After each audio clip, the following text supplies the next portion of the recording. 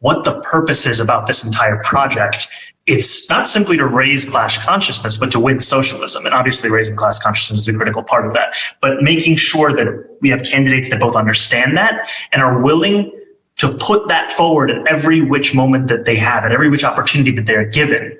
We have to continue to elect more socialists. And we have to ensure that we are unapologetic about our socialism. There are also other issues that we firmly believe in, whether it's BDS, right, or whether it's the end goal of ceasing the means of production, where we do not have the same level of support at this very moment.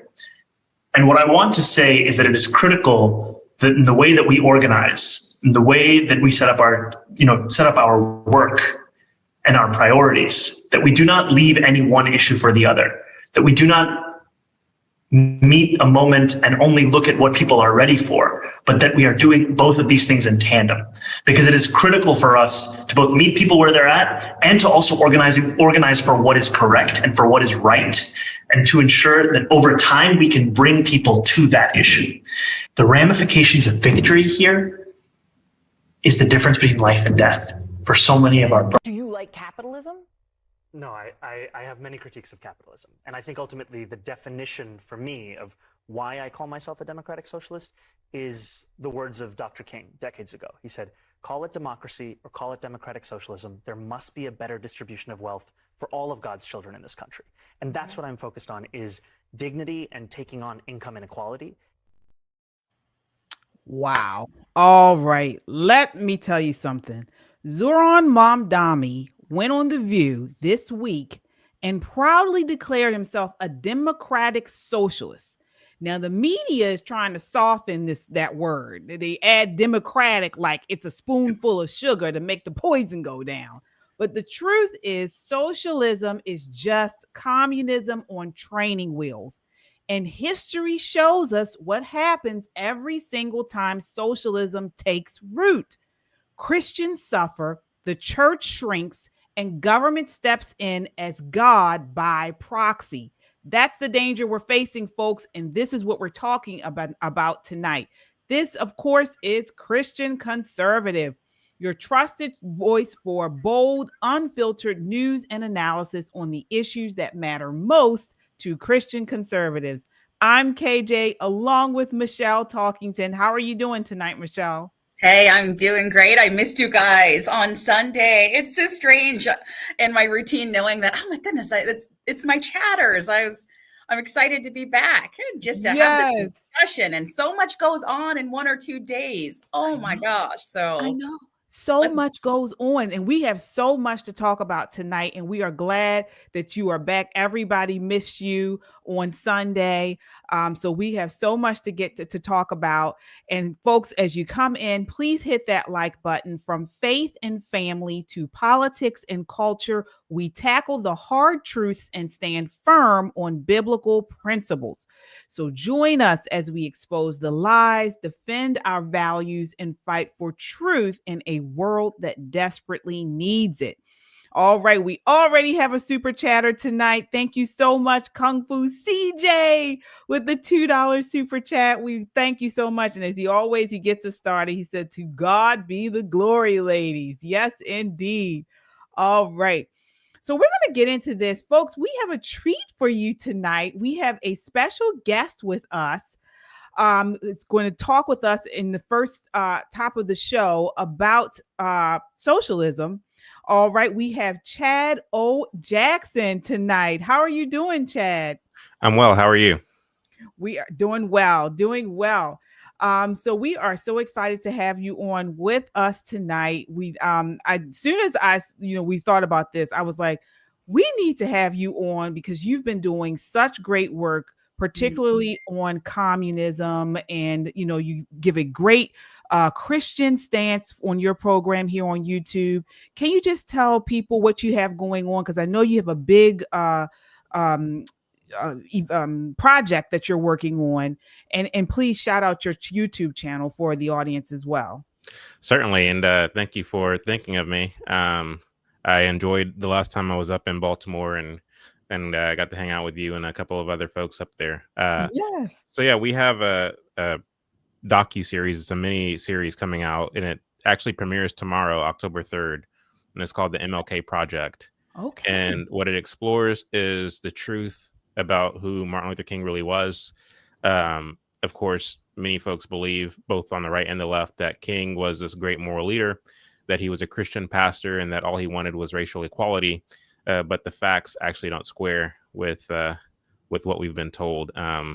He wasn't a Christian. He wasn't a conservative. He was a Marxist, and we show the details and the receipts to support our claims in that film project. So that's what we're working on, and it's been a long time coming, and I'm glad it's finally getting out there. So absolutely. Yeah. And so how can people watch the project? How can people watch it? Yeah, you can access it by going to chadojackson.com. Okay, perfect. Yeah. All right. Well, definitely we will be watching that. We'll probably react to it on Poppin' Politics as well. So definitely you guys check that out.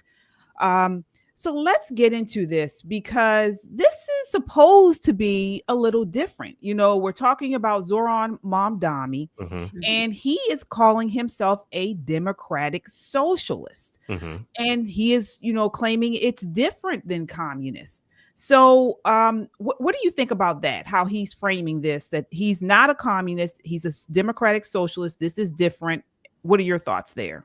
Well, that's all part of communist strategy. There's different components to the ultimate goal of communism, and socialism is one of those rungs on that proverbial ladder. It's a lower rung on the ladder toward ultimate communism, and communism, in fact, is not really the ultimate goal as much as globalism is. Globalism is the ultimate goal. Right. They imagine a society, a globe that lacks borders, that lacks nation states, that lacks autonomy. They see everyone as a collective, as being part of one big controlled group. They believe in they don't believe in individual and private property. They believe that everything should be owned by the collective and be disseminated by a select few loyal and avowed communists. This is what they ultimately envision, but they also know that getting there won't be easy. And so this is where all of the other tricks and semantics come into play. So when you look at democratic socialism, there really is no difference between democratic socialism and socialism. Democratic socialism was thought up as a kind of way to say that we believe in socialism on a voluntary basis. So that's where the word the word democratic comes from in the term democratic socialism.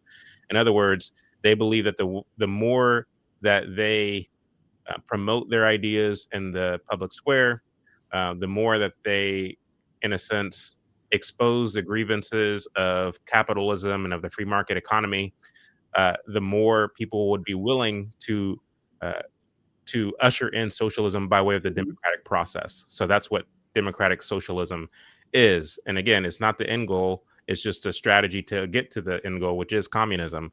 Zohran Mamdani, I don't believe that he's lying when he says he's a democratic socialist, but I do believe that he's being dishonest when he says that it's not the same as communism. Technically speaking, yes, but at the same time, he knows full well that communism is the ultimate goal. It's important to note that, in that clip where he says that, Martin Luther King was a democratic socialist, he's actually right about that as well. When you read the writings of MLK, he calls himself a democratic socialist in college, as well as, shortly before he died, he was talking about democratic socialism to his staff in their private staff meetings. That's according to the SCLC minutes. So yeah, I mean, again, you look at the course of the 20th century, if you pay attention to Marxist rhetoric, Marxist literature, you can see the blueprint laid out in black and white. Yeah, absolutely. And Michelle, I want to get you in on this, because one thing that we don't hear spoken about enough is from Christians, and how this democratic socialism, how communism is a real threat to God-fearing people. What are your thoughts on that? Well, I think all of it, of course, even negates God's creation. When you were born, when all of us were born, he gave you innate abilities. He gives you ideas and visions for the future. It gives you, the idea for a business, and you create that business and you put in that hard work and effort. And here is somebody like Mamdani who said out loud, he's ready to seize the means of production. Mm-hmm. Take what God has given to you and the ability he gave you to create wealth, to provide for your family, your godly rights, what you're supposed to take care of as a man or woman, as a husband or wife, right? To the ability to raise your children. And he wants to seize that. So if you're a business owner or a creator, he wants to take that means, everything you've built up, to distribute it as he sees fit, not as where God would want you to put it or to be planted, or where he would want you to go. Let's say I want to go and donate millions. And actually, I don't even have to say, I've donated. So I was in the newspaper recently for building shelter home for women here in my local community and donating maybe the kitchen here, what I saw fit. This mentality, this socialism, and what he calls democratic socialism, would say, no, you can't. You're going to do this instead. In fact, your production is going to be limited to X, Y, and Z. Do you think that somebody like him is going to want a Christian to go and continue to build shelters for women or churches, or to supply the needs of those who are faith-filled believers? Absolutely not, because Chad is correct, because this has nothing to do with glorifying God, honoring God. God is not in this conversation when these democratic socialists are speaking their nonsense. What was disturbing about that from the beginning clip of Mamdani? Mm-hmm. He says that we have to organize it not for what's right now, but for what is right and what's in the future. Mm. So he set you up. He set us up, and please believe him. He is beyond. He's not lying. He's not even hiding. What's bizarre to me is that we as Americans are listening to this and there's a buy-in. And then we as Christians have to realize this is going to ultimately be to our detriment, to our destruction, to control. And the left likes to talk about somebody being a dictator or somebody being an authoritarian. His form of government is 100% a dictatorship, 100% authoritarian rule. But to Chad's point, at the global level, and Christians should be more than concerned. We should be at the ballot boxes. We should be denouncing this. It is not ever what God intended. We can see that from Old Testament to New Testament. We would not have had wealth and leaders and Solomon's temple and King David if God intended for us to be socialists and communists. That's not what he had for us. Yeah, absolutely. And what really bothers me is, we are starting to hear a lot of people in the political sphere push back against this socialism, against this communism, but we are not hearing nowhere near the pushback we should see in the churches. And so, Chad, why do you think that is? It's generally it's pushed, or the narrative is placed that this is a political issue. And we see a lot of churches not really speaking on this, when personally, I think Christians are going to be the ones that should have the most alarm about this. That's a fantastic question. And I'll try to make the answer as brief as I possibly can, although I don't think I know how to do that. So you can just stop me if I'm just dragging along.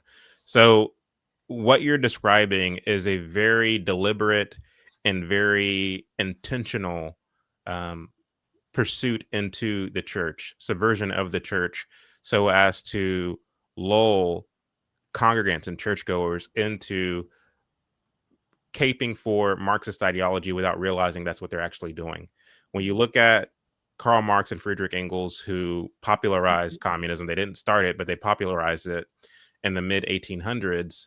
They were living in London at one point, alongside people like Charles Darwin, who wrote On the Origin of Species. This is where we get Darwinian evolution.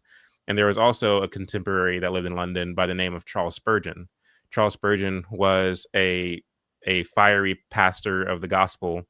And he was so effective in preaching the gospel that when he would preach, he would draw crowds by the thousands. And among this crowd were people ranging from very poor to very wealthy. He was, come all and hear the gospel.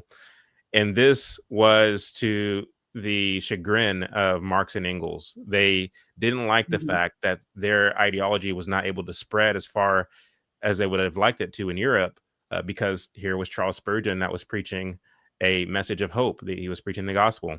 And so what they wanted to figure out is how to, in a sense, pick away these people who might be infatuated by the gospel message. Karl Marx in particular studied Martin Luther and the Reformation, and he basically wanted to do what Luther did, only in a secular way. He said famously that the secularization will not stop at the doors of church estates. In other words, what he's saying is, not only are we going to penetrate the churches, but we're also going to penetrate all of the institutions that, in a sense, leads society or influences public opinion, so on and so forth. And so that's in the mid 1800s. As you get into the 1900s, they figured out a way to do that by something called the social gospel. The social gospel is basically Marxism with a Christian kind of taint, or a Christian mask, if you will. And what the social gospel, this was something that was popularized by a man by the name of Walter Rauschenbusch. The social gospel basically takes the gospel, the real gospel, and it extracts it of its power. It extracts it of its salvific power. It extracts it of the lordship of Jesus Christ, and it places the onus on politics and social programs. And so they might, misinterpret scripture to try to support what it is they're doing. We should care for the poor. We should care for, the marginalized and the least among us. They focus so heavily on that, but they don't focus at all on redemption and the fact that we, as born again believers, have to make Christ our Lord and follow him. We have to die to self and follow Christ, regardless of what our station or circumstances are in life, whether we're, helplessly poor or whether we're super rich or anything in between. We all have to bear our cross, and that's what the gospel is. Social gospel doesn't believe that. Social gospel believes in changing society through social programs. And so this mentality will begin to permeate and infiltrate and subvert churches. Martin Luther King was a huge advocate for the social gospel, and so too was his father. And so as you see this happening over the course of the 19th century, it will become more broader and more widespread, to the point to where today a lot of ministers are preaching the social gospel. You see people like Raphael Warnock, you see people like Jamal Bryant, you see people like James Tallarico, I think is his name, here in Texas. You see people like Cornel West. All of these people who claim to be Christians and are preaching a Marxist message. And what we see on the other side of that is there are many pastors who are either ignorant to what's going on, or they don't want to cause division as they see it, and so they don't speak on it at all. And this is why I have a great degree of appreciation and admiration for the late Vodi Bakum, because he wasn't afraid to call sin. He wasn't afraid to call out these, the Bible calls them hollow and deceptive philosophy. It says, do not be taken captive by hollow and deceptive philosophy. And that's exactly what Marxism and socialism and all these other isms is. He would effortlessly call out these ideologies, identify how they are distinctive from the gospel, and he would make no bones about it, because he had a heart that man would come to know Christ and him crucified. Conversely, you see people like Dr. Eric Mason, and I'm not trying to throw any shade here, but he wrote a book called Woke Church. And what he's doing in that book is he's saying, well, there's some good points that they're making over here and some good points that they're making over there. And in a sense, what he's effectively doing is kind of blurring the lines between Christianity and Marxism. And so we are called in James to run from sin and to draw near to God, and in turn, God will draw near to us. So we shouldn't be trying to, synthesize, well, Marxism makes good points here. We shouldn't be trying to do all that. We should be looking at what saith the Lord as it pertains to all of these hollow and deceptive philosophies, because to the extent that we try to have the best of both worlds, that's actually called lukewarmness. And Jesus said he'll spew it out of his mouth. Absolutely.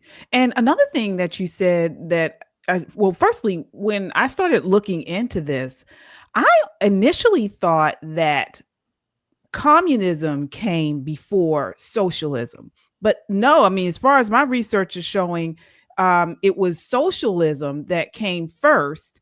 particularly a utopian socialism emerged by someone named Robert Owen. Mhm. And so we see time and time again, and this is sort of what we're seeing from the left in present day, how they're always trying to reach some utopia here on earth.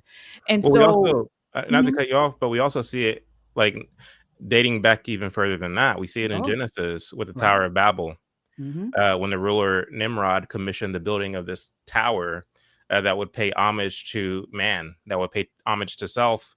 He essentially was seeking to usurp the power of God through the collectivization of mankind with the building of this great city in the Tower of Babel. And God, of course, confused the languages because we are, after all, made in his image, which means that we are meant to be creative. We are meant to be individuals and autonomous, and to basically be good stewards of wherever we are in life and with whatever we have. And so, it's interesting because Nimrod was trying to create a way for man, under which man to collectivize without God. But God would later come and give us the only way to collectivize, and that's under the lordship of Jesus Christ. But the difference is that when we collectivize under a ruler like Nimrod or Hitler or Stalin or Vladimir Lenin or Mamdani or Obama or whomever, when we collectivize under these fallible men, then the only thing that will result of that is death, destruction, mayhem, and condemnation. However, when we collectivize under the lordship of Jesus Christ, we are in the hands of a good shepherd who loves us and who laid down his life for us. And not only that, he gives us his teachings and his word, wherein if we live by that word, we are actually better brothers and better sisters and better husbands and better wives, better people on the earth when we put into practice and take heed to the lordship of Jesus Christ. And so God wants unity, but he wants unity under Christ. And all of these other hollow and deceptive philosophies, whether you call it Marxism, communism, socialism, the Tower of Babel, and everything throughout the history of mankind, all of these things are fleeting and destructive. Absolutely. We have a super chatter here. Kung Fu CJ again says, I believe Chad was in the Uncle Tom movie. You are correct, Kung Fu CJ. Thank you so much. We certainly appreciate you. And folks, as you all come in, please hit that like button. It really helps to get this video out in front of a wider audience, and subscribe. If you haven't done so already, hit that like button and subscribe. So I want to talk about how, again, socialism started as a critique of capitalism's excesses, I believe during the Industrial Revolution. And anytime I talk about capitalism, I got to bring in soldiers of finance here. So we have Tyrone Keys coming in from Soldiers of Finance. How are you doing tonight, Tyrone? I'm doing well. How's everyone doing? Doing great. Thank you so much for joining us. And I know you have limited time, Chad. So I want to get right into this. So again, we're talking about New York City when it comes to Zohran Mamdani. And New York City is in a really rough place. So I did some research just on the wealth in New York City and sort of like the economic distribution there.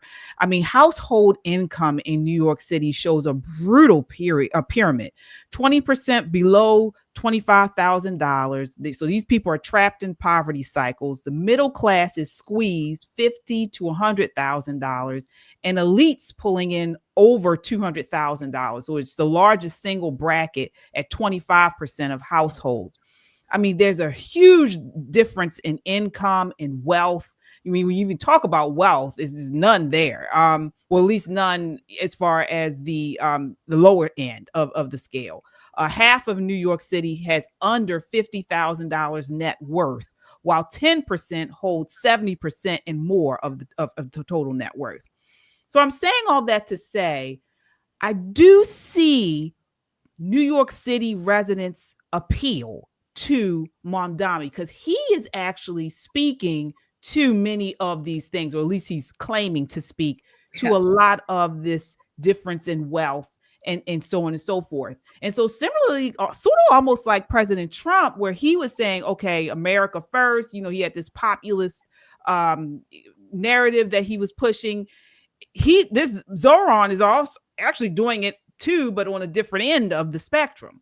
So I want to talk about that. Here, take a look at this next clip. This is clip 5, where he's talking about actually, I may not go to that one. I want to go to clip 6, where he's talking about raising taxes, corporate tax, and the corporate tax rate. And I want to get your thoughts on this, Tyrone. All right. This is clip 6. So one of the things that I've heard you talk about is making the city affordable for everybody, and that you're going to, put a tax on people who make over $1 million or whatever. But what I want to know with an is, exception for Joy. Think again, my friend. But listen, on day one, why aren't you going to big corporations like Amazon and Google and making sure that they pay what could really help the city raise up and get us where we need to do? Because I need to hear somebody say, because it's the thing nobody says. They say, oh, we're going to make people pay, but they're not clear. They came in, they said, we're going to make these jobs, people are going to have these, they're going to have work, but then they had to fight to unionize because they're not getting paid enough. Absolutely. So I don't understand why the focus, if the focus is for New Yorkers to be lifted and New York State to be lifted and put in the right perspective, why the focus isn't on the companies that could be doing a lot more for the places have their places, but it doesn't happen. Instead of the individual, or including the individual tax base. You mean corporations should... As I said, Amazon and Google, corporations who don't seem to pay the same kinds of taxes everyone else pays. Look, if you were running for mayor, I'd be voting for you. Because I think, Whoopi, to your point, the corporate greed that we're seeing in this country, it cannot be separated from the level of inequality that people are living through. And one of the key revenue proposals I've put forward, our agenda from the day we started was about freezing the rent for more than 2 million tenants, making the slowest buses in the country fast and free, delivering universal childcare. So no longer would a family pay $25,000 a year just to find childcare for one kid. And what we've said is that 2 of the main ways we'd pay for it, one of them would be to raise the top corporate tax rate. This is a corporate tax rate that applies to the most profitable companies that do business in the state, like the ones that you've named, to that of New Jersey. So it would just match that of our neighbor, 11.5% that they have over there. By matching our neighbor, we would raise $5 billion a year. And that would be money we could reinvest into working and middle-class New Yorkers' lives so that everyone could afford it. So you don't think that would drive them out of the city, then? No, so the nature of our tax law is that applies to any business doing business here. They could be headquartered in Miami, but if they're doing business here, it applies to them. And the reason that I believe they'll keep doing business here is because this is one of the largest economies in the world. Everyone wants to be here. And all right, so a lot to unpack there. I want to start with you, Tyrone. I mean, is capitalism, is it not working in New York City? I mean, for me, just a lay person, listening to him, he's talking about universal child care. He's talking about, putting money in the pockets of working people. That all sounds great to me. Taxing corporations like Amazon and Google. Whoopi is saying they aren't paying the same kind of taxes that everyone else is paying. I mean, is this true? And what's going on here? Well, first of all, I think that one thing that folk really need to understand is that corporations, when their taxes increase, they typically are able to just pass that on in the form of increased prices. So the left really either doesn't, they don't comprehend cause and effect, especially when it comes to economics, or at least they think that they don't. Okay. So he's talking about, oh yeah, they'll still do business here. They will. And you'll realize higher prices in everything that you slap an additional tax on. Then he says buses are going to be fast and free. Nothing is fast in New York City and nothing is free in life. Somebody always pays. So let me just go back to 2019 really quickly. The total lack of understanding as far as taxation is concerned. You might remember that in New York City, Amazon, they were going to locate their HQ2 in New York. Along comes AOC. She didn't comprehend what a tax credit is. She doesn't at that point didn't understand that it's not tangible money. It's actually a construct you can use to make more money. All right. So New York had decided what they were going to do is give Amazon a certain amount of tax credits over the course of a certain amount of years. And AOC slammed that to the point where they decided to go down to Northern Virginia. And that's where they are today. What she didn't comprehend was, sure, I'm willing to give a big corporation like Amazon, who had projected they were going to create 30,000 jobs by 2030. Fine, I'll give them a tax credit. You know why? Because they're going to bring in their jobs. Then that's going to create new restaurants because demand will be there. That's going to create a new need for housing. It'll be a rising tide that lifts all boats. Okay. Is capitalism perfect? Absolutely not. It's a system created by man. So it's not going to be perfect. However, of the two economic systems we have in the modern day, look, we've got evidence that the other system does not work. We saw the Soviet Union. They tried it for the better part of a century. Where are they now? You've got East Germany, West Germany. You've got today North Korea and South Korea. These are real world examples of the difference between capitalism and these Marxist systems.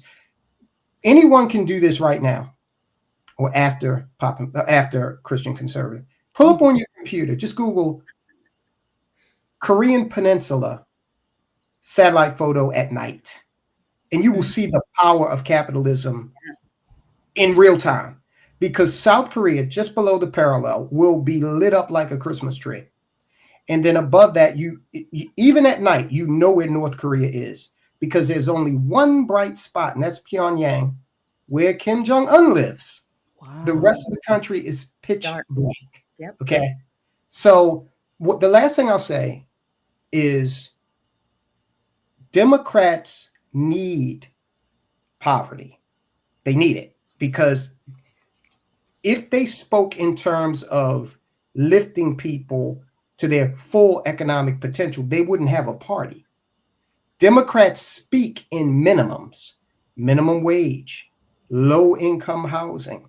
You have never heard any of them talk about lifting people to a point where they don't need those services. Okay, yeah. That's good. Michelle, what did you think of that clip that just played and what he said? I mean, because it's working. I mean, he's well above the lead in New York City, even with the current Adams dropping out of the race. He's still well ahead of in the race. That's because we live in a society of sound bites. That's because we have uneducated voters. That's because we have uneducated people. We have people graduating from a school system that doesn't teach you economics the way that it should, nor does it teach you history the way that it should. We're practically glossing over, if they haven't erased it already, what socialism, what communism has done to nations over time, right? It might be like one chapter in a book that you might go over when you're in, 9th grade, 10th grade, maybe, if you're lucky. And then we have states like Maryland, where even if they get that book and get that assignment, they can't even read it, nor can they comprehend it, because our grade levels, our reading levels are at 0% in some of our schools in Baltimore. So I have a major issue with education.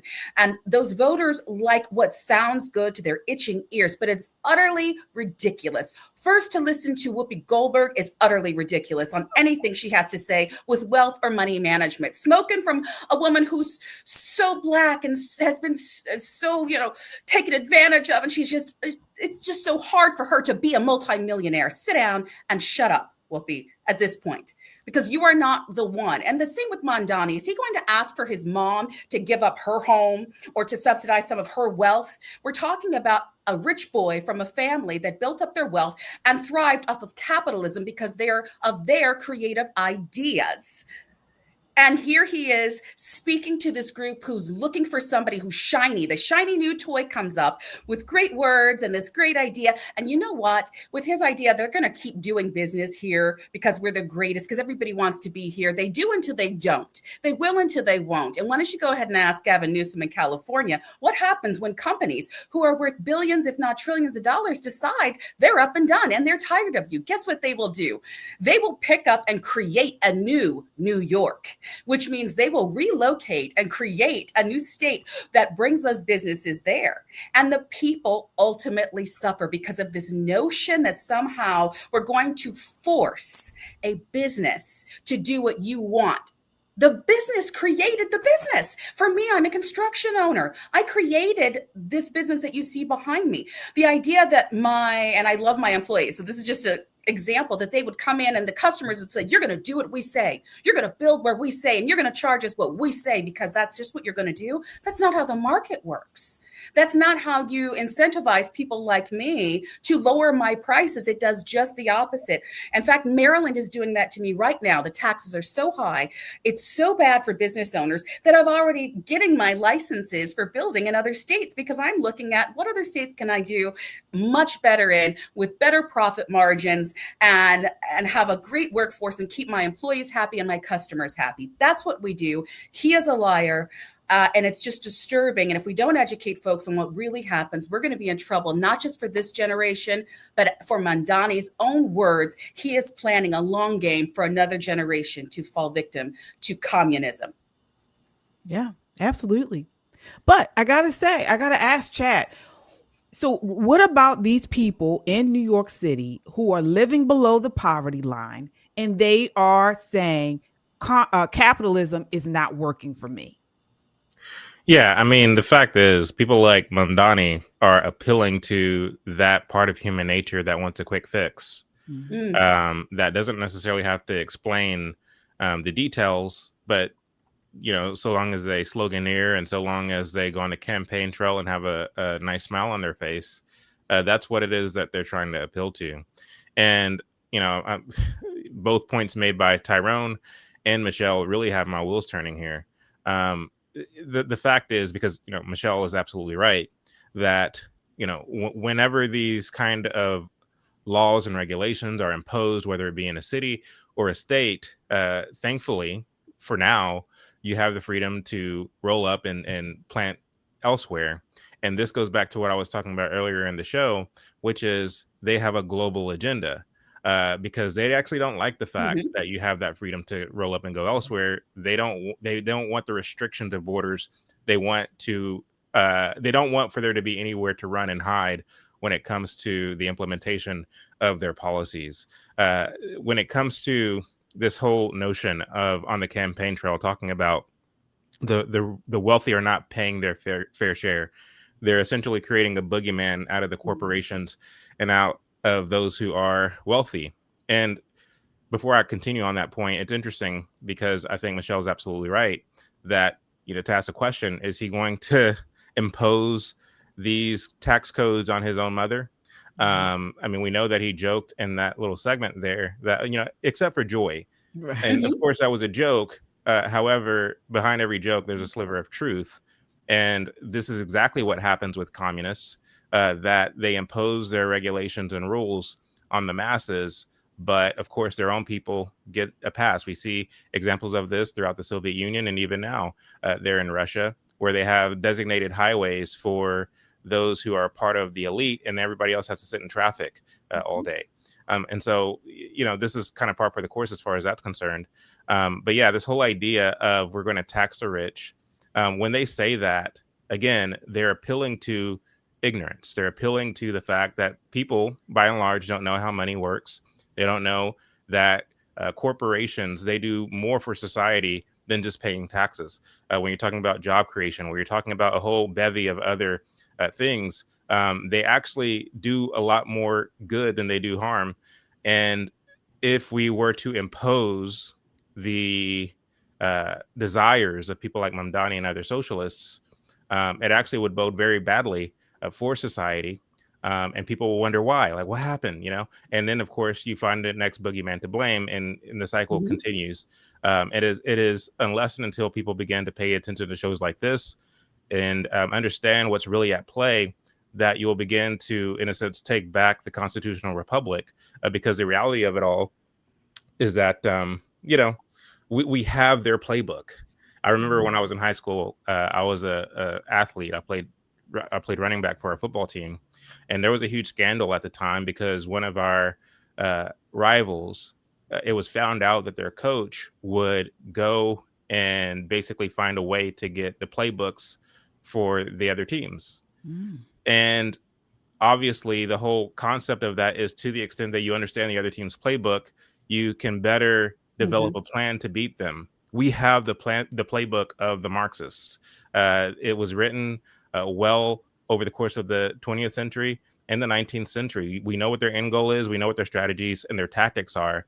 But the fact is, those go largely ignored. And then we're surprised when we end up in a worse state than our fathers and grandfathers. Yeah.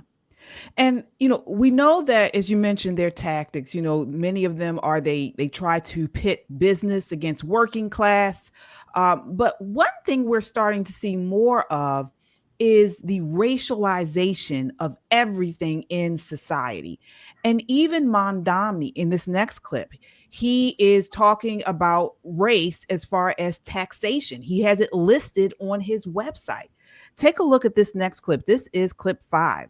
And realize there's a policy proposal that says your plan, and I'm going to quote it for folks, is to shift the tax burden from overtaxed homeowners in the outer boroughs to more expensive homes in richer and whiter neighborhoods. Explain why you are bringing race into your tax proposal.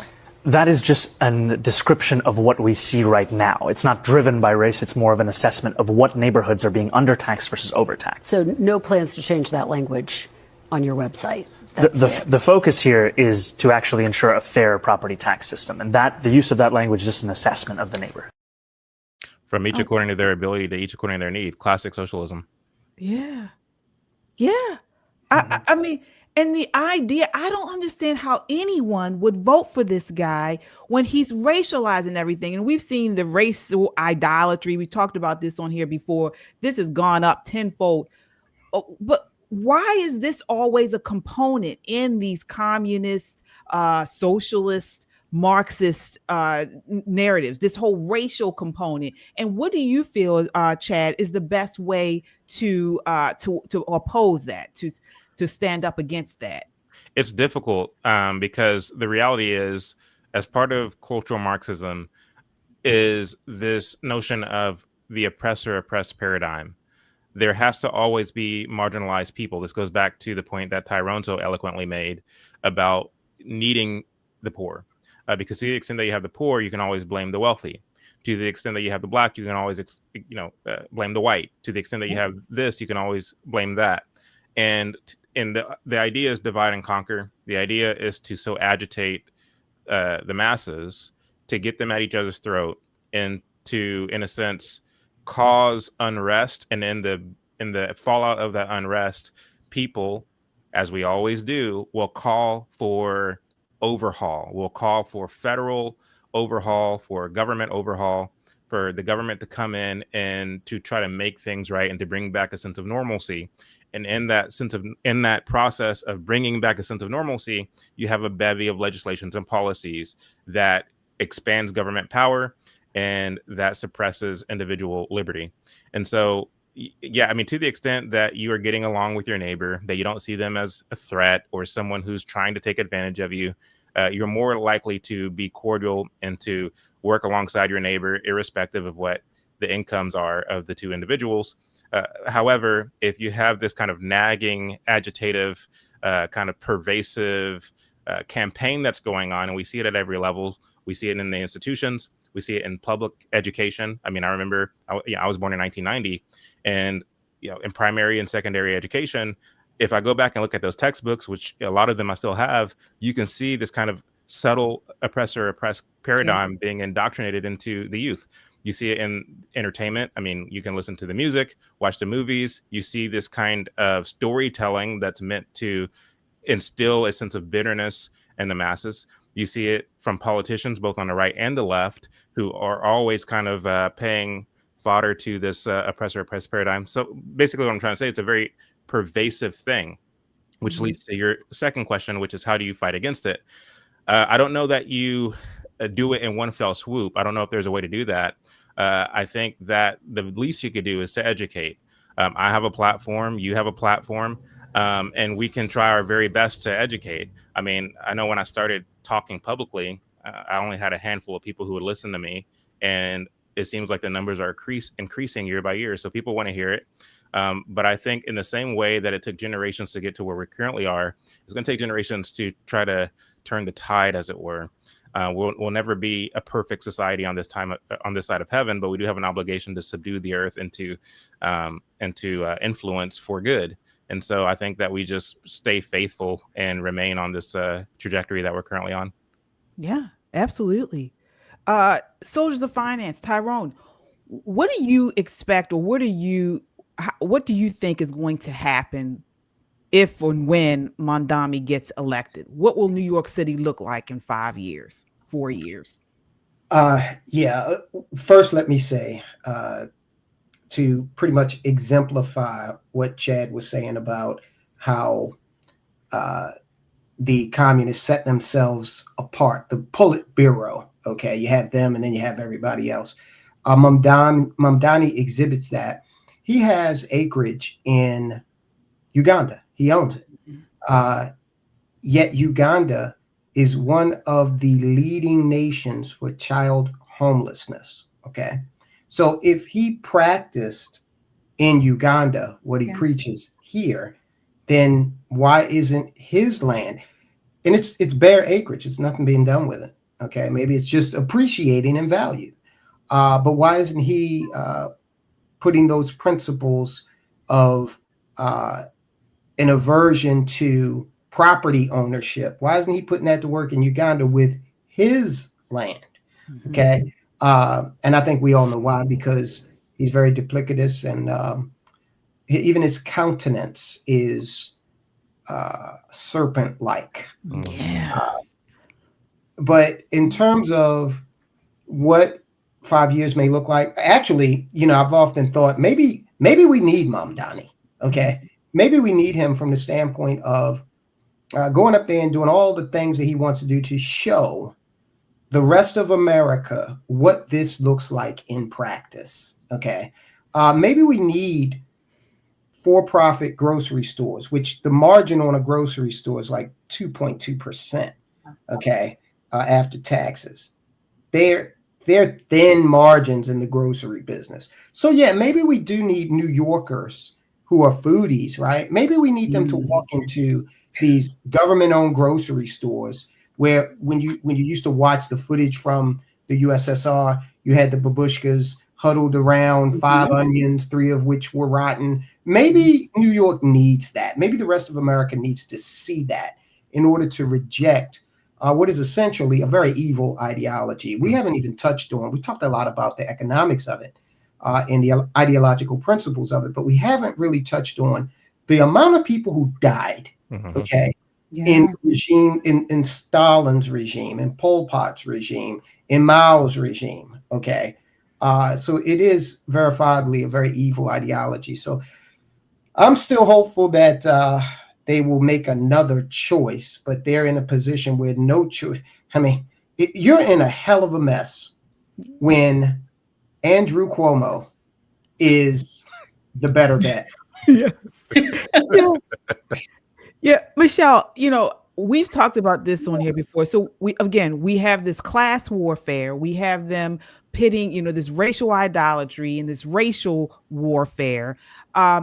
We have the evil component of it, not just with people are dying, but also the lack of faith and the ungodliness of socialism, Marxism, communism.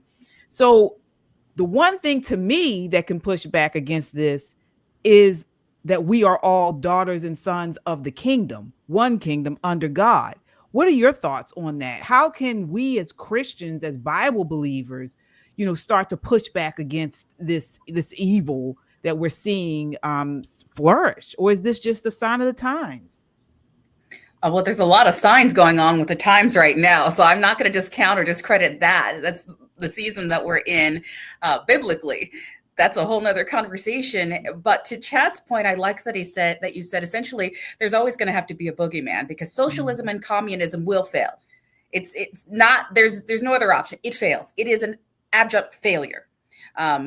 Of all the isms, so it's going to fail, but then they have to have something or someone. And for right now, especially with those who are here in the United States who are pushing for this, the socialists, the globalists, those who don't communism, socialism, all Marxism, they're all pretty closely related. It all comes down to what they stamp on the documents once they overthrow government, essentially. But it's that boogeyman. So right now in the United States, they use race as that monster, so that they can keep people divided. And I love the comment you made for Soldiers of Finance, is that maybe Mamdani is to New York what Joe Biden is to the United States, where there was a great big turnaround and we said, no more. It could be. And my only concern is that we don't always push back. And so far left socialists, Democrats, those who are just, they don't even have to belong to a party. Those who are set out for our destruction, which we know ultimately is demonic, they find a way to spin it because they own the media. Mm-hmm. They find a way to spin it to say it's not because of this, because right. He's a democratic socialist. It's because those companies decided that they were going to leave and they wanted to. So they're going to find a way to spin it. So I would hope that in the next 4 years, God can do all things. I believe he might get that seat, and we're going to have to watch. But what could happen is he's going to find out the rude awakening immediately when those companies say, when we pull our business, this is what happens. He is nothing but a puppet, as far as I'm concerned. A well-used one. And he's well used by Satan. He's well used by the people. As far as I have seen and researched, even his connections with the Muslim Brotherhood, there's so many things going on with this particular character that as Christians, we have to start identifying things for what they are. Mm-hmm. And for those living in New York who think that this is great for me, we know there's a lot of godlessness. And we know as Christians, where does our help come from? My help cometh from the Lord. And if I am in a place that is not good for me, or that I can't afford to live, I need to start praying and seeking God and saying, where should I be? And I say that because right now my daughter, who's 26, is saying, I feel I need to move. This is not the place for me. What job am I in? I'm not happy here. What can I do? And we've forgotten to rely on God. We get caught up in the woe is me, and the world right now is so, we've taught this selfishness. And that's what ultimately is leading to this, because there's a lot of people that actually, let me be honest, they don't want to put in the work that it takes to make the income that some of the people are making. And I'm saying, and some can't, some there's restraints, but some, this generation right now specifically, they don't like working with their hands. They don't like doing the things that my husband has to do or that my employees have to do to make their money. So they're kind of sitting back waiting for the handouts. But as Christians, we have to say that is not how God ever intended us to live. That's not how he created us. And that's not how he's going to greet us in the future. So we have to come back to that. We have to preach that. Pastors have to stop being afraid of the sheep, because they are the shepherds, and I'm tired of it. And if you are bowing or capitulating this because you're worried about your congregation walking out, then you're not a shepherd. Then you're one of the sheep, or you're a wolf in sheep's clothing. You are something other than. So we really need to start pushing back on that message. I think we can do that. We need to start praying for our nation, but we need to start pushing back as Christians and saying, this is not what God called us to be. We are the salt of this earth. We need to start walking and talking like it. And we have the ability. In fact, I believe we're the only ones that have the ability to push back on socialism and communism, because once it's in place, it's coming for Christianity. Oh, yeah. I have a question, if you don't mind, KJ. Yes. And this is for all of you, because we seem to be in a consensus that, what will likely happen is if and when Mamdani takes office, we'll see corporations begin to leave. And what I would like to posit is, what if they don't actually?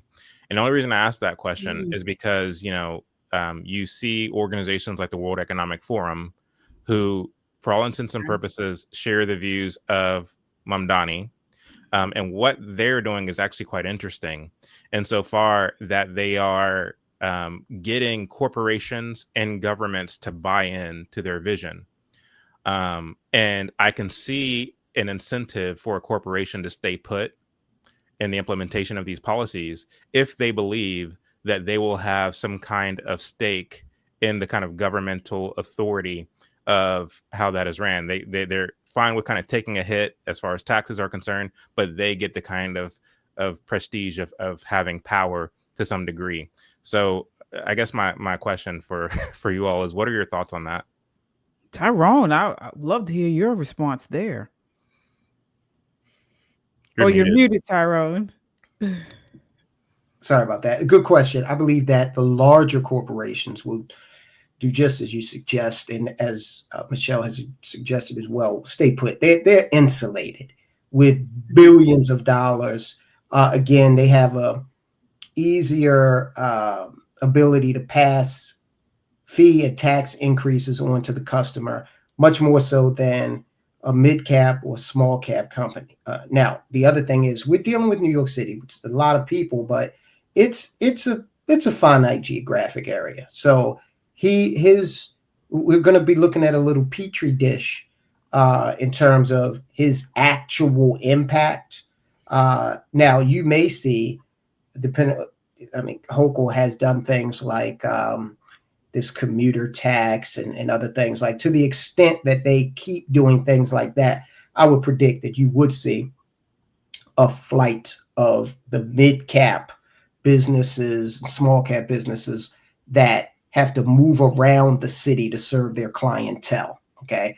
Retail, the thing about New York, a lot of those retail establishments and the restaurants, they say, hey, we'll take the abuse in exchange for the foot traffic. I mean, there are 8 million stories in the naked city. So I don't think you will see any corporate flight. Although it is interesting, earlier today, Trump took Fannie Mae and Freddie Mac out of New York City. I saw that, Yeah, that did happen. But beyond that, I think they'll grin and bear it. If they survive de Blasio, I think they figured they could probably weather at least one term of Mamdani. Mm-hmm. Yeah, we will see. Your thoughts on that, Michelle? I think when you add the component, that's where we get into dicey territory, Chad. And we're talking about, the World Economic Forum. We have some of these larger companies, you're right, have the ability to stay put if they want to, but they may relocate their headquarters. What you're going to see is massive shutdowns of mom and pop shops, small businesses with under 100 employees, those of us who can't keep up with the amount of taxes, and even in states or cities where there's an exit tax, like what Westmore did in Maryland. If we leave, I have too much to say about no more with my own business. It's a disturbing trend, but what we did see is a pushback. So, for instance, with what happened with Charlie Kirk, we saw that when enough people wake up at the same time, when something outrageous happens, we have the ability to push back en masse. And I think economically, when things happen, because New York is so big, because people have their eye on it, and internationally, it does a lot of business. If it fails in a quick time, if it fails in 2 years, even with the buy-in, I think people are going to say, wait a second, this is not working. So I feel like they would retreat, even just for a year, just to say, okay, wait a second, we can't lose this much. Mm-hmm. And luckily right now, if Mamdani takes this seat, President Trump still is the president. So there's pushback, and we'll see how other elections pan out, especially for the state of New York. But everyone is watching. You're right. And people internationally are watching this race in New York. They're in a fine line, because what happens with communism and what Mamdani is banking on, he's in the elite class. He can say anything he wants. He's part of that group that's going to be okay. It's the rest who will not. And I think what's going to also happen, the poor are going to get poorer. The middle class will disappear, and you will only have the have and the have-nots for the city of New York. It seems, Michelle, that to your point about the mom and pop shops rolling up, That's actually what they want, because corporations, obviously, they want to increase their profits. And to the extent that you have less mom and pop shops, mom and pop restaurants, naturally, to the extent that people want to eat out, and their options are limited, they're going to go to one of the bigger chains. And so, I mean, when you look at, to take it back to communist philosophy and ideology, owning the means of production, it seems like we're well on that, well on our way to that. So. You're right. But what happens when the shops are boarded up? That's what I want to see. So that was my image that I had, is it's all good until you start seeing abandoned buildings. And that's what happened here in Maryland. It happened during COVID, during shutdowns, when companies couldn't reestablish themselves. So you had this great big, nice, beautiful building next to abandoned. So I'd like to keep an eye and see what happens there. Yeah. I think it's going to get, it will get really bad when you add in the safety component, public safety. So if he continues with what he was talking about a year ago, defund the police, he's against violence as a social construct, and we start to see that on top of people turning to crime and theft and things like that due to the weight of their economic pressures, that's when we're going to see something, people start to really wake up. Because, I mean, from what I'm seeing, people don't necessarily wake up from economic pressures faster than they do from public safety pressure. So I don't know. I think if we see a culmination of that, the public safety issues and the economic issues, I think we'll see a big change in New York City. People are going to start to wake up and push back. But we are out of time. Not so much out of time. We're out of time on this conversation because we got to get to the papacy. So thank you. And I don't know, Tyrell, you're not going to like this conversation. Well, right. I appreciate you guys inviting me on. It's been good talking with you, Chad and Michelle. You as well. And you too, Kate. Awesome. Thank you. Thank you so much for coming on. And Chad, thank you for coming on tonight. Really appreciate you. And please, again, share where people can find you, and then also talk about your project coming up, just for people, the new people that have come on. Yeah, once again, so the MLK Project, which explores the truth behind what Martin Luther King was really up to, what he was really doing, and how he was actually more of a Marxist than he was a Christian. That project premieres. It's a docu-series. It premieres tomorrow, October 3rd at 7 p.m. Eastern. And for those who are subscribers, they get access to a live Q&A with me after the premiere of episode 1. You can find out more about that project at chadojackson.com.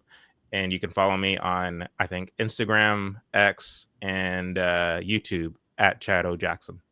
Excellent. All right. We will certainly be watching. Again, thank you so much for coming on, and we hope to have you back on again. Thank you. All right. All right. So we got to get into this papacy. All right. Big news out this week, folks. The leader of 1.3 billion souls, the vicar of Christ himself, as he calls himself, places his holy hands not on the sick, not on the lost, but on a block of melting ice, a 20,000-year-old chunk from Greenland's dying glaciers, dripping like tears from heaven's judgment. This isn't some quirky photo op. It's real. It's a full-throated ritual of rebellion against the creator.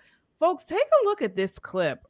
This is clip 2, and then we're going to get into it, Michelle. All right, here we go. I would now like to invite you to stand for the blessing of the waters.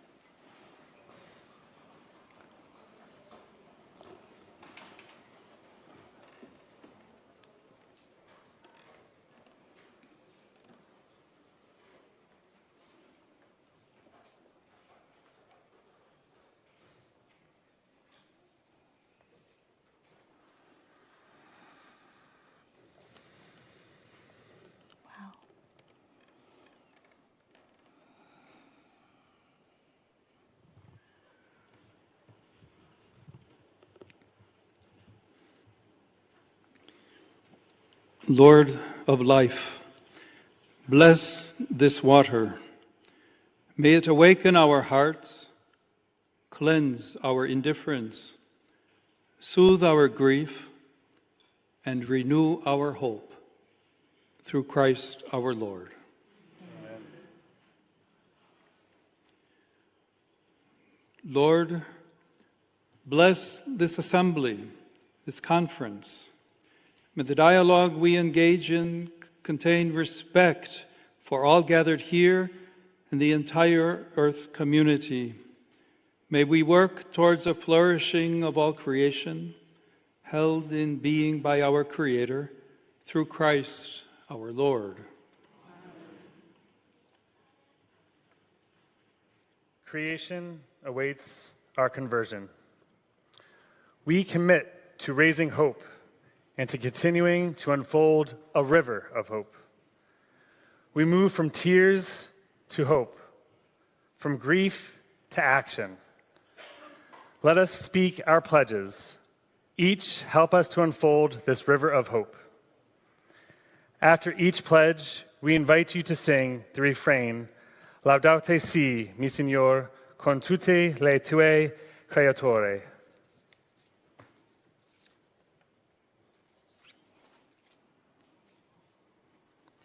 These words from St. Francis' Canticle of the Creatures mean, praise be you, my Lord, with all your creatures.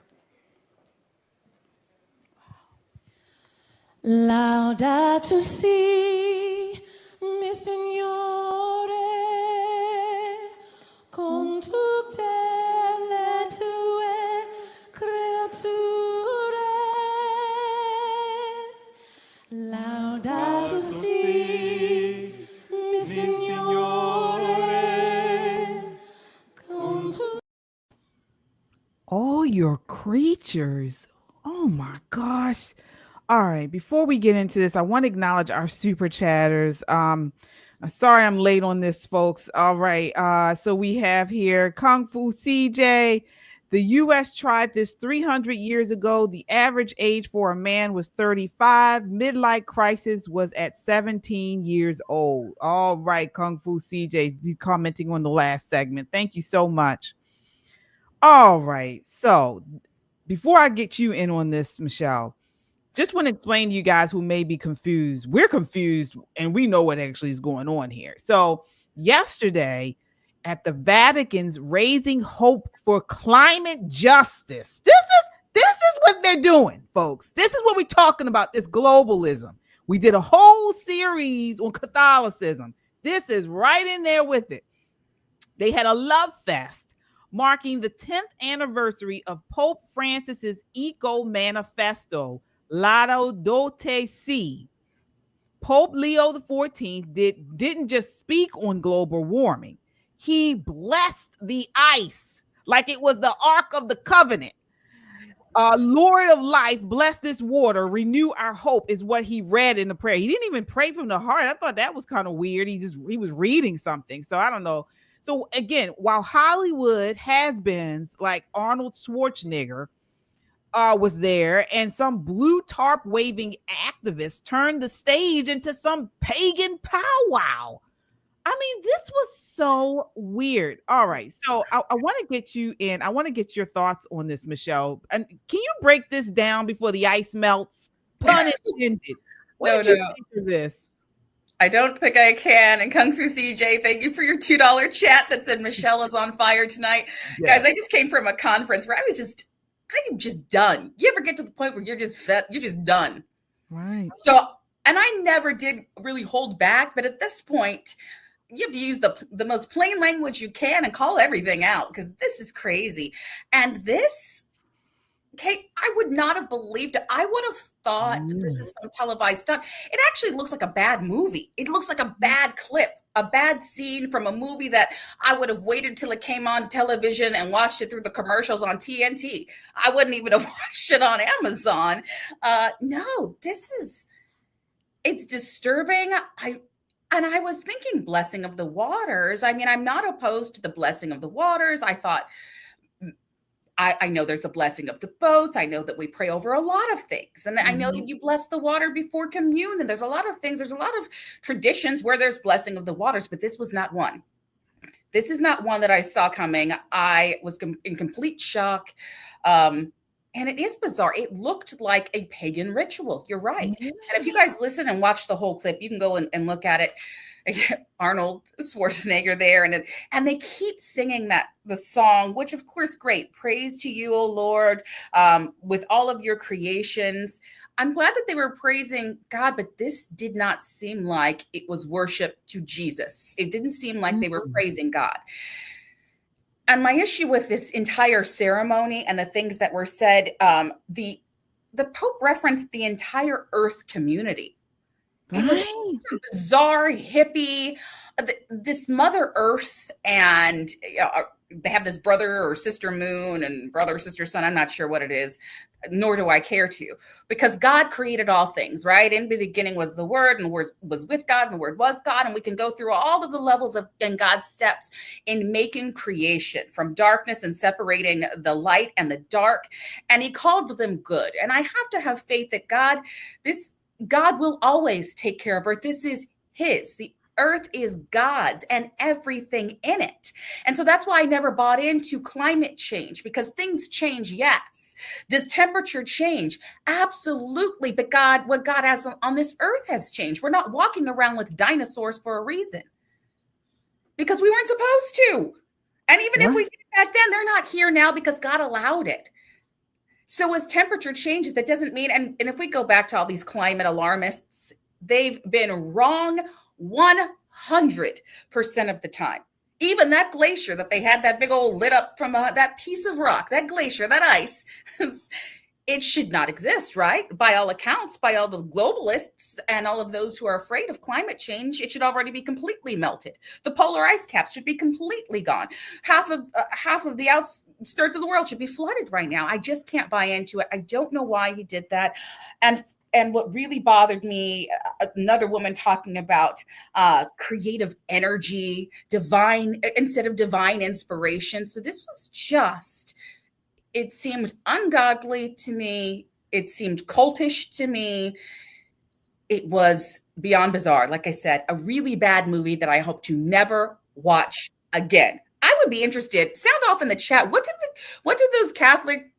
do you in the Catholic faith believe is happening? What do you see? I want to know from you. Yeah, absolutely. I mean, and as you mentioned, there's one thing to bless your food, bless the boats, but the way everything came together in whatever you want to call this event, it was like a blessing. The ice blessing was like a sacred relic. And that's what was weird to me. And that's straight out of Exodus 32, the golden calf meltdown. I mean, God commands us to subdue the earth, not deify it. And so him turning frozen water into a talisman for renewed hope, it echoed some sort of ancient fertility rites where tribes bow to rivers and stones. It was really weird, folks. It was so strange to me. I didn't like it at all. It gave me the creeps. My hair was standing all up, all over me. And, the Holy Spirit was like, this is not biblical. It's just not. And then, they brought out that blue-tarp thing. Waters. And start going down the aisle, and that. It was almost, like some Wiccans dancing in the woods. And they bring out the blankets and stuff and go into circles. It was weird. It was just so weird to me. And this isn't the only thing that was weird. I mean, this whole thing was weird. And then he comes out and he does an interview where he twisted the pro-life mantle into some globalist straitjacket. So in this press conference, Pope Leo, he starts preaching about protect the unborn. Okay, we agree there. But then he said that means that no death penalty for murderers and open arms for every migrant storming the border. Take a look. We have the clip here. Let me see here. This is clip 4. Just wanted to ask one thing that has become a bit of a divisive subject in the U.S. right now, with Cardinal Supich giving an award to Senator Durbin. Some people of faith are having a hard time with understanding this because he is he's for legalized abortion. How would you help people of faith right now decipher that, feel about that, and how do you feel about that? I'm not terribly familiar with the particular case. I think that it's very important to look at the overall work that a senator has done during, if I'm not mistaken, 40 years of service in the United States Senate. I understand the difficulty and the tensions, but I think, as I myself have spoken in the past, it's important to look at many issues that are related to what is the teaching of the church. Someone who says I'm against abortion but says I'm in favor of the death penalty is not really pro-life.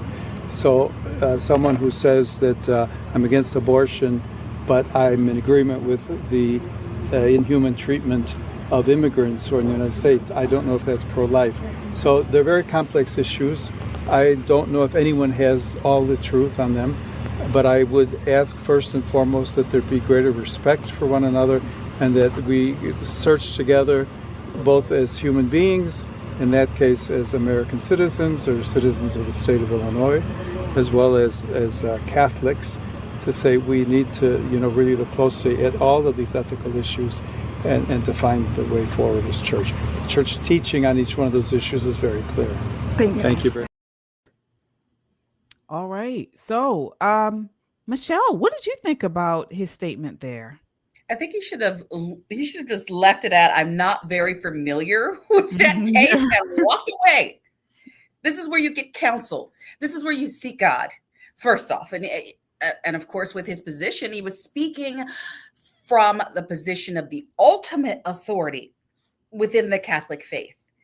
So I don't want to chalk it up to just him being new, but tread lightly, because he seems to be one that's going to have no problem speaking with the press, but without waiting, without the contemplation, without understanding that the person who made the statements, the one that he's talking about, the senator, his body of work, this is a man who believes in abortion up until birth. Like, if you go back into the record of who he's talking about, he's the worst of the worst when it comes to far left, awful policies. So like I said, he should have just left it alone. And he could have just stood on what he does know and what he does believe. He could have just kept it to pro-life being, life begins at conception in the womb. And I believe in that, and left it. There are so many things he could have done, but what a can of worms he opened for the international world. And there's so many people talking about this, and to talk about our policies with immigration and to relate them to pro-life, right? As if we are mistreating families. The mistreatment came when families were torn apart in other nations, in their nation, and then smuggled over here by drug traffickers, cartels, and sex traffickers. That is what the tragedy is. So he's not even addressing that. He just opened it up to say, like the current administration saying, no, if you're not here illegally, we're going to send you back. Or if you were separated from your parents, we're going to identify and verify that the person you're with even has the authority to be with you, as far as separating children from their parents. And we're finding that some of these children, like the 30,000 missing, were in the wrong place. So he should have left that alone. And lastly, the argument between being pro-life and supporting the death penalty and then not reconciling, that's just simply not true. I've heard the argument over and over again. Biblically, the death penalty is not only talked about, but if you want to go New Testament and you want to talk about what happened, hundreds of years ago, yes, we've evolved as a society. So yes, to protect people, you could give the death penalty was a method to protect society from dangerous individuals. And I would still argue that keeping them, some of the most dangerous criminals in the prison system, is still dangerous to the other criminals or people that are in there for various reasons. I just can't get behind that argument. I like to separate it, though, for myself. Being pro-life, I am very specific about it, referring to when life begins, and that is different than punishing somebody who is alive here on this earth, has committed violent crimes, and then gets no punishment, or gets to live their life in a cell with food and shelter and television and all of the things that American prisons have. Yeah. Michelle, you are 100% correct there. First of all, the fact that he decided to go above and beyond what the question asked, they asked him specifically about abortion, not about immigration, not about the death penalty, says a lot more for me than anything else. Okay. He should have just stayed there. Do you agree with this Durbin getting this award or not? If you want to make a statement about abortion and life, do that. No, but what he went out so far to do is make excuses. He went and tried to what's the word? He tried to come across as he was equalizing it with something else. So to me, it came across as he's not just pro-life. That's what I got out of it. Because if he was, he should have said, we believe in, like you mentioned, life starts at conception, whatever. No, he had to go on this long rant about immigration and all that. He was trying to throw jabs at conservatives, at Republicans, at President Trump. That's what it was. And it was sickening. It was sickening. So now we have this. Now he's shown us who he is. You don't have to. We know who this man is, where he's coming from with this. We do, because he did not have to continue on. All he had to do was answer the question, but he wanted to go further because he didn't want to just say, I'm pro-life. I believe life starts at the conception. And we see that. And as you mentioned, the Bible talks about in Genesis, whoever sheds the blood of man, by man shall his blood be shed, for God made man in his own image. This is not about vengeance. It's about justice. God himself ties the seriousness of murder to the dignity of his image in humanity. The death penalty, rightly carried out. Now, again, there are issues. My issue with the death penalty is when they don't get it right. When we have situations where the wrong man is accused of something they did not do. That's my issue with it. But rightly carried out, it upholds the value of life. It is a reminder that the innocent life is so sacred, the shedding of it demands accountability. This is what it's about, folks. He didn't have to go there, but he did. He did. And he did at a time where we know right now for us in the United States, where Charlie Kirk was assassinated, Utah carries the death penalty. And we know that his wife has stepped back and said, you know what, I'm going to let the state make that decision. So we're waiting for that because that's still here. And you're right, that was a jab. And the way that he delivered the line, the way that he talked about it, made it clear to me that he's had these conversations, probably these arguments with others. So this has been back and forth. This is not something that just caught him off guard. He knows what his answer is, and take it at face value. So when he is comparing and contrasting and saying you're not really pro-life if you believe in you're not really pro-life if you agree with our current immigration system, that makes no sense. They're not related. There's no way you can jump that far. We are pro-life because we are bringing children back to their rightful parents. We are sending people back to the place that they belong, and we are keeping American citizens safe here. You wouldn't say that we're not pro-life if you saw Lincoln Riley, if you talk about those who lost their lives because of the illegal immigrants who came and took the lives of innocent American citizens. Right. So again, that argument doesn't make sense. I am pro-life, and I'm not going to go cheering on and calling for, the death penalty, but that doesn't mean that I'm not pro-life if I simply don't go out of my way to condemn it either. That is a law, and that's in place, again, as punishment, but an unborn child, an innocent unborn child that at conception, they don't deserve to be murdered. That's the life that we're talking about. Oh my And gosh. his comments on immigration, oh my gosh. I mean, this guy is really showing his true colors. And we know that the papacy is well into supporting globalism. We know that. We've talked about that on this show time and time again. And so this is why he's got a real bee in his bonnet about immigration and borders. But we know that the Bible calls for compassion to the foreigner in Leviticus, but it also affirms laws, orders, and boundaries. In Acts, God established nations, their boundaries, and their times. Borders are not unbiblical. They're part of God's design. Period.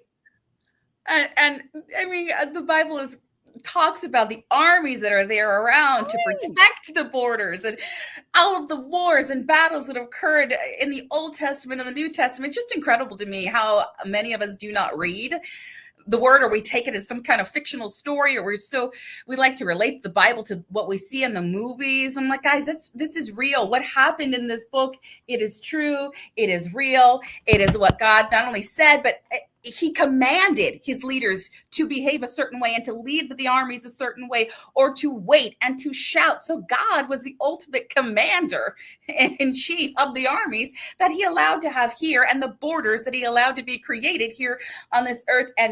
And yes, we're starting to see a taste of who this Pope is. And really, frankly, I'm shocked that it happened so quickly. I thought we were going to have a good year, maybe 2 years, before we started to see the true colors, right, shining through. And again, for the Catholics out there, that like my friends that are Catholics, I'm sure this is going to hit home differently for them. And with that clip, KJ, all I can say is, well, we just saw a clip of him waving a blue river flag down a river and blessing a block of ice. So I don't think I could put anything past him at this point. Oh no! I mean, the way he did that false moral equivalency, that was snakish. You know, that was very snakish to me. And then, you know, he diluted the pro-life witness, you know, by tying abortion to unrelated policy debates. This was a watering down, you know, a moral clarity of the pro-life movement, and I don't like it. I don't like it at all. You know, that's really the way he did that tells me a lot. It really does. I mean, you can't just say abortion is always evil. Even if he said, you know what, I don't know much about Durbin. You know, I know he was, you know, got this award. I don't know much about him, but abortion is evil. You know, we believe in life, and leave it at that. But then you're trying to, you know, equate other policies, you know, with this. I didn't like it, and it was snakish. It was very snakish. We need to be very cautious of this, and to call him out whenever the situation calls for it. Because Christians, we have to keep the focus on defending innocent life in the womb. And my goodness, you would think he would be the number one person doing that, not trying to create some false equivalency to immigration. It shows us that he's going to be paying attention to politics a lot more than maybe many in the Catholic Church thought. And I think I'm saying this to Catholics because I'm not in the faith. I'm not in that faith. We've had discussions about it. I'm not attacking any of my Catholic friends because a lot of them separate the leadership from the religion. And that's, you know, we've had these discussions before. But this particular leader currently right now is putting his thumb on the scales, and in such a manner, at such a level that those following, I would say, beware. This week, these two clips that we just showed is a cautionary tale. Very cautionary. Absolutely. Just these two clips. And it's the tale that we all need to be aware of how the enemy uses and abuses people within leadership and how he confuses people within the church. And in times like these, in times we're talking about Mamdani's taking over, we're talking about globalists and socialists, and they're going to be picking up seats.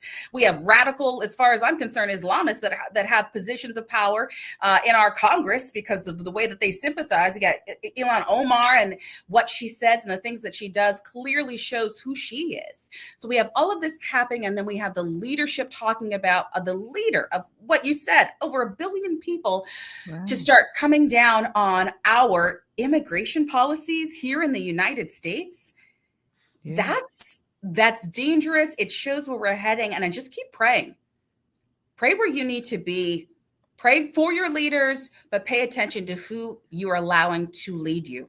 And I'm saying that across all religion. I'm saying that across all backgrounds. I'm saying that for everyone. Absolutely, Michelle. All right, folks, we are going to end it right there. Thank you all for watching with us. We will be back on Sunday night, same time, 9 p.m. So please, if you haven't done so, hit that like button. It helps to get us out in front of a wider audience, and subscribe. Hit that notification bell so you know when we go live. But again, we will be back on Sunday at 9 p.m. All right. If you were blessed by this conversation, again, make sure to hit that like button and subscribe. We're here to stand on truth, speak life, and fight for faith and family. Until next time, keep your eyes on Christ, your heart rooted in truth, and your voice unshaken. God bless you.